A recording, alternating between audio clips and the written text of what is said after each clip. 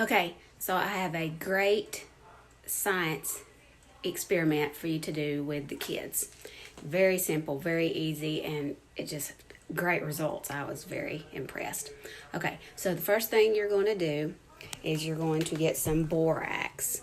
Okay, you're going to get borax, you're going to get food coloring, you're going to get some pipe cleaner, preferably white, but all the dollar store had was colored, which actually turned out good because if you're using the same food coloring as the same color of the pipe cleaner, like this one I'm going to be doing a lime green color and this is a lime green pipe cleaner, it makes it a more bold lime green, which is prettier. Okay, so you're going to take about three or four cups of boiling hot water, and you're going to boil it. Okay, so 3 or 4 cups of boiling water in a pan. You're going to bring it to a boil, and then you're going to put it in a jar, like a mason jar. This is one of those big old huge jars that you can get to store things in with the really big wide mouth. It has that lid that goes on top. It's not a mason jar, but kind of. And then you've got these mason jars right here.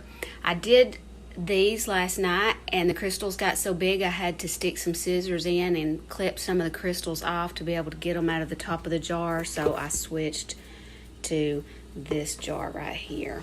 Okay, so before you boil the water, go ahead and get your shape made with your pipe cleaner. So I don't know if you can see it, but I made kind of a heart shape with a pipe cleaner, and right here I kind of made like a butterfly shape. You don't want to leave any really big gaps. You want to keep them pretty close together. You can make long shapes, or you can make round shapes, or whatever you want, but just go ahead and get the shape made, and then you're going to tie a little string on the end of it, and you're going to tie it to a pencil or something, and you're going to keep it floating, not touching the bottom and not touching the sides in the water. Okay, so I'm kind of going back and forth. So first thing I'm going to do is show you that I've already boiled the water. So I'm going to pour boiling water into my jar. That's about 4 cups.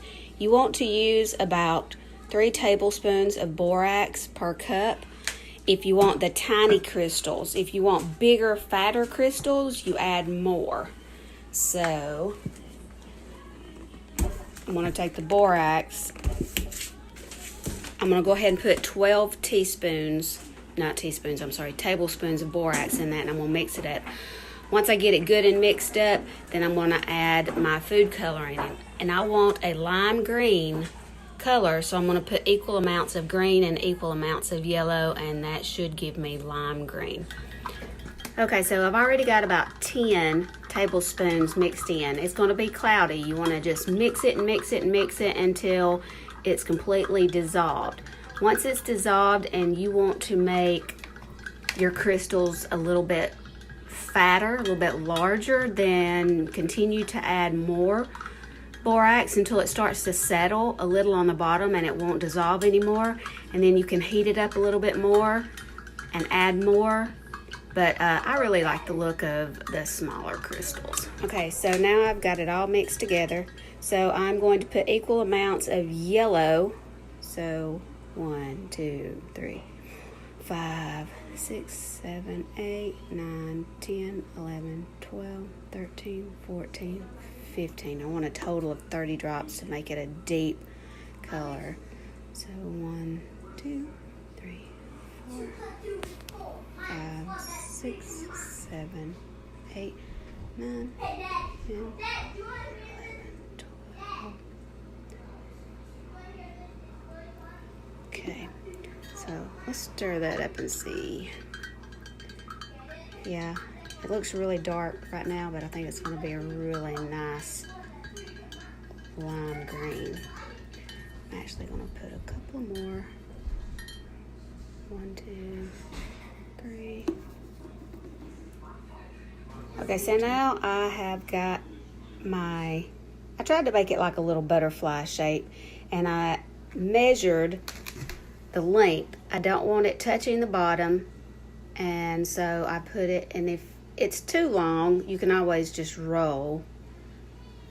Okay, so I'm going to put this in, and I can already tell it's going to be, if the crystals start growing from this, it might be a little too hard to get out, so I'm going to go ahead and squish it down just a little bit.